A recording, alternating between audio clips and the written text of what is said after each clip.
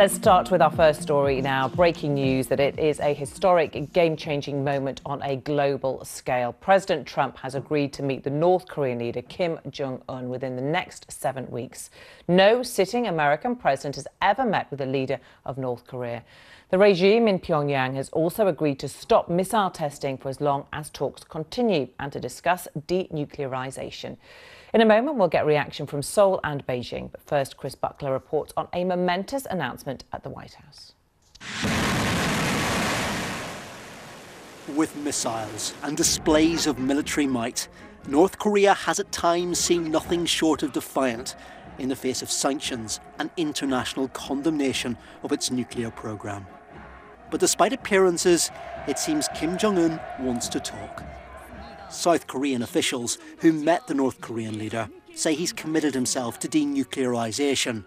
And they've now delivered a message from Kim Jong-un that caught many in the White House completely off guard. Kim pledged that North Korea will refrain from any further nuclear or missile tests. He understands that the routine joint military exercises between the Republic of Korea and the United States must continue. And he expressed his eagerness to meet President Trump as soon as possible. The idea of a face-to-face meeting between President Trump and Kim Jong-un by May seems remarkable, given the months of insults and threats hurled between them. They will be met with fire and fury. Rocket Man is on a suicide mission for himself. But the tone has now changed. On Twitter, Donald Trump said that great progress was being made, but that sanctions will remain until an agreement is reached. However, that meeting is being planned. Yet less than 24 hours earlier, the president's own Secretary of State seemed to think the idea of such an event was far-fetched. In terms of direct talks with the United States, and you asked negotiations, and we're a long ways from negotiations. I think we just need to be very clear-eyed and realistic about it. Some in the White House will urge caution, and there will be no suspension of the joint military exercises involving the United States and South Korea. This may be a move away from fire and fury, perhaps even towards friendship, but in the long term, that will depend on whether that message coming from Pyongyang proves to be one of propaganda or progress. Chris Buckler, BBC News, Washington. Let's get reaction now from our correspondents, Laura Bicker, who's in Seoul, and Stephen McDonnell is in Beijing. Welcome to you both. Laura, to you first. And there has been reaction from the South Korean president in the last few minutes.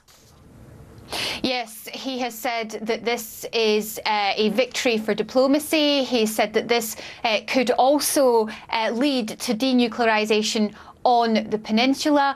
He seems to be welcoming these talks. This is something that he's worked towards. He has engineered this in some deft diplomatic move. He saw the opening offered by Kim Jong-un's speech on New Year's Day and he took it, he grasped it. And since then there has been this flurry and of dizzying diplomatic efforts between the two and visits between North and South, culminating in this invitation from Kim Jong-un to President Trump. But let's just put the brakes on for a little minute here, because there have been overtures in the past. Kim Jong-un is not the first leader to invite the President of the United States to talks. This is the first time the invitation has been accepted by the White House. And when it comes to those two sides talking, it is a huge political gamble. The risks are there. It could just be that North Korea is playing for time, is playing with President Trump, knowing that this is going to be a propaganda coup for both Kim Jong-un and knowing that his name is now going to be mentioned across US networks. Or it could well be that the big prize is in sight and that denuclearization is on the table. The problem with North Korea is it's never known. Here in South Korea, it is being widely welcomed. They want peace on this peninsula and they want to find a way where their neighbour is, at some ways, without its nuclear weapons. But let's just put that but on the table, because right now they've had decades of this tumultuous freeze and thaw. They want to know that this is going to lead to some concrete results, and right now that's something we do not know. OK, Laura, for now, thank you. Let's go to Beijing and join Stephen McDonald. Stephen, what reaction from China, North Korea's key ally? Well, we'll be hearing from the Chinese Foreign Ministry in the coming hours via the regular press briefing, and I can tell you they will be welcoming this move. It's been a pretty standard line from Beijing, calling on Pyongyang and Washington to sit down and talk with one another. You know, China hosted the failed years of six-party talks, so they could say we've been doing our best. I mean, Beijing, with some justification, could probably also argue we're the ones who've applied the most pressure to North Korea via those sanctions because, you know, 80+% of North Korea's exports are coming through China. They relied on China so much. And as soon as China cut the seafood, the textiles, the coal, all this trade, it really has put the pressure on North Korea. And I guess the other thing that'll be interesting to watch is whether or not China might even offer up Beijing as a place for the two to meet. Because after all, where are Donald Trump and Kim Jong-un going to sit down and meet? Probably not the demilitarized zone. I suppose there's an option of, you know, Europe, maybe Geneva or something like that. But obviously Beijing would be another possibility because China would be seen as an honest broker, someone who's tried to bring both sides together. But we'll probably know much more about this. We're hoping, as I say, in the coming hours when the Foreign Ministry's press briefing is on. OK, Stephen, for now, thank you. To brief you on some of the other stories, the president has also agreed to hold a historic meeting with the North Korean leader Kim Jong-un following months of threats. It appears to be a major breakthrough. Well, let's stay with that story now and talk to Dr. John Park, who's director of the Korea Working Group at the Harvard Kennedy School. He joins us now from Cambridge, Massachusetts. Thank you very much for joining us here on BBC News. What's your reaction to this development, and what, in your view, are the chances of something meaningful coming out of it? So Samantha, it's a few hours now since this announcement came out, and frankly, it's still quite stunning. If you look at all the various pieces that we know to date to this moment now, if you think of North Korean denuclearization as a minefield map, it's almost as if you're sprinting through it. There are a lot of different aspects of this process that we need to see a roadmap. We need to see some aspects of what coordination will take place. And having something like President Trump, a sitting U.S. president, meeting with the North Korean leader before this process has even begun is something that it doesn't add it up at this point. And so we're trying to make sense of it. And certainly it is positive to see talk of peace as opposed to talk of war. But rushing into something like this is something considered to be very delicate. Yeah, we're talking 7 weeks before they meet. We don't know where they'll meet or exactly what is going to be on the table. We do know, though, that Kim Jong-un has said that he is committed to denuclearization.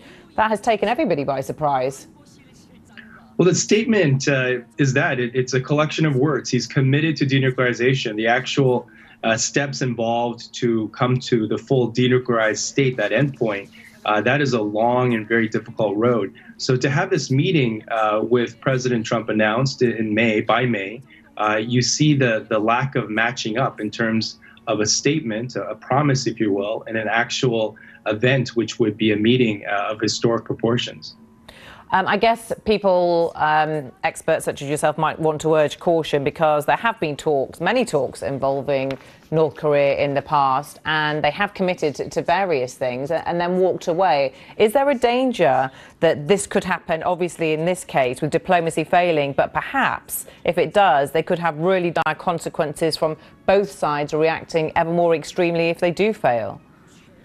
I think so. If you look at the events of 2017, North Korea conducted intercontinental ballistic missiles in the month of July that increasingly ranged the content of the United States. So the first one on July 4th had the ability to range Alaska. The second one, a few weeks later on July 28th, had the ability to range all the way to Chicago.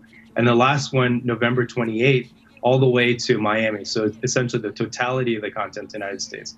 These are real capabilities. They're still in development phase. But those are the facts. And so to have the type of dialogue where you're addressing this threat, that is still very much in the background. So to have this kind of historic meeting, that does not negate those advancements from last year. What do you think is behind this move by North Korea? Do you think the sanctions really are biting there? Or is this about trying to separate South Korea from its key ally, America? So there is that strategic aspect. If you frame it from the angle of what is bringing Kim Jong-un to this kind of negotiating table, or at this particular stage talks, there are two dominant theories out there. One is that sanctions are starting to hurt, that maximum pressure is working, and we see this in the result, as this theory goes, with Kim Jong-un coming to these talks. A second theory is that Kim Jong-un is essentially in the phase of doing the most technical component of his program in that development, which necessitates being very quiet and preparing very meticulously. So why not frame that as a freeze, sell that as a freeze, and buy time and get rewarded for that? So we're going to have to wait and see which of these theories, in fact, is the picture here. But right now, I think it's not definitive in terms of what brought Kim Jong-un to the table. Dr. John Park, thank you very much for your analysis. Thank you.